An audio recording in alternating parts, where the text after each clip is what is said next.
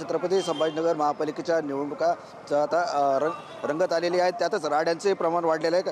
काल छत्रपती संभाजीनगरमध्ये प्रभाग क्रमांक 14मध्ये MIMचे अध्यक्ष इम्तियाज जलील आणि माजी खासदार इम्तियाज जलील यांच्या गाडीवर काँग्रेसचे समर्थक आणि कार्यकर्ते यांनी कलीम कुरेशी आणि त्यांचा बंधू हबीब कुरेशी यांनी हल्ला केला होता आणि त्या पार्श्वभूमीवर आज या ठिकाणी मोठा असदुद्दीन ओवैसी यांची पदयात्रा निघणार आहे. चंपा चौक ते बुढी लेन अशी ही पदयात्रा असणार आहे आणि त्यामुळे या ठिकाणी कुठलाही अनुचित प्रकार घडू नये म्हणून या ठिकाणी पोलिसांकडून मोठा तगडा बंदोबस्त ठेवण्यात आलेला आहे आणि या ठिकाणी मोठ्या प्रमाणावर पोलीस अधिकारी तैनात करण्यात आले. आपल्यासोबत या ठिकाणच्या पोलीस निरीक्षक प्रदेश मॅडम किती बंदोबस्त लावण्यात आलेला आहे? बंदोबस्त आमच्या 2 RCP आहेत आणि 125 कर्मचारी आहेत.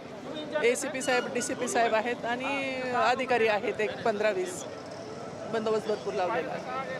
नक्कीच आपण बघू शकतो की या ठिकाणी कुठलाही अनुचित प्रकार घडू नये म्हणून या ठिकाणी बंदोबस्त लावण्यात आलेला आहे. परंतु असदुद्दीन ओवैसी यांची ही रॅली असल्यामुळे आणि पदयात्रा असल्यामुळे या ठिकाणी मोठ्या प्रमाणात समर्थक आणि कार्यकर्ते या ठिकाणी येणार आहेत. त्यामुळे या ठिकाणी मोठ्या प्रमाणात गर्दी होणार आहे. त्या दृष्टीने हा बंदोबस्त पोलिसांनी लावलेला आहे.